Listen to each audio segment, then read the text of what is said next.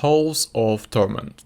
The legends of the burning house spill forth in numbers not seen since the Lord of Terror and his soul brothers walked among us. Wait, it's not the Diablo?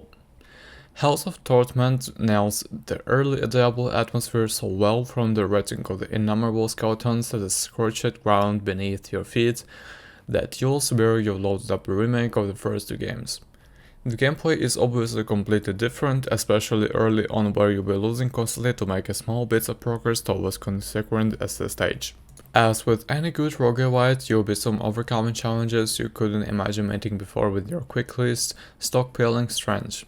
After enough quests are completed, blessings are purchased and equipment are discovered, you'll be even start to find one of those insurmountable hordes travel. Blessing can be refound at any time and equipment can be swapped or removed, but it'll be a lot harder to ignore the more powerful traits coming each level for the increased experience, pouring from the quest bonus to return to the place of the power creep arc you enjoy the most. The stages will grow into a little too long for the just one more run rhythm of the early game. You have routinely reached the 30-minute timer and face off against the ward of whatever horrible thing is wanting for you here. You'll look down and realize that an entire night has passed in the span of just 30-minute rounds that went for far longer. It gets hard to commit to sitting down in the game at this point, but it's even harder to complain about still wanting to. Early access only seems to mean a limited number of stages, characters, and abilities at this point. The game is already plenty stable. I only saw the 2 crashes in about 40 hours, and while there is a bit of slowdown each time screen fills with the monsters, and while the triggering effects that never made it any harder to guide my character and the graphs in the monster hordes. The visualizations of many of those towers, however, did often make it difficult to actually see my next move. Information isn't as obvious as it should be, with some traits not matching with the particulars of some characters and others affecting abilities in surprising ways. Not that there's any more the room for information during the runs, as level ups and hordes constantly decent upon you, but this can make designing builds a bit frustrating, something not made any easier by the randomness of traits and abilities. Though adapting on the fly is part of fun with these sort of games. There's currently more than enough possibilities to keep anyone entertained, especially for the current asking price.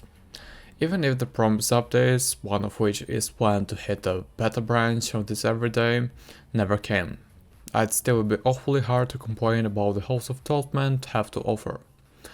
Autumn Sale Update. The previously mentioned planned update has been released for a good amount of time now. It's brought a new stage, 2 new characters, several new abilities, and several new items. These have been all interesting and varied bits of content to explore, but the most important addition since the above said is the new agony mode. This mode solves the issue of the challenge disappearing with the power progression by upping the difficulty based on how well you're doing in the stage. Better yet, this is an optional mode that can be toggled on or off at the start of the stage. The absolute flood of enemies and effects brought about by doing well in this mode can be a serve drain out of raids and can be caused a few more crashes while playing on the Steam Deck. But that is the cost of an ever increasing amount of mayhem now, isn't it? Information is a lot more explicit now as well. The various stats of individual characters can be viewed before selecting them, which is a huge help in nothing the non-basic differences between them. Your first ability is now also selectable from the full list of unlock abilities, removing the frustrating source of randomness at the start of each run. Most of my issues with the game have already been resolved, and there's more content slated for release early next year. The future of Halls of Torment is looking for tight and has been failed to capture me in the same way it first did every time to return to it. So guys, thank you for watching this video, don't forget to subscribe and hit the like button. Bye.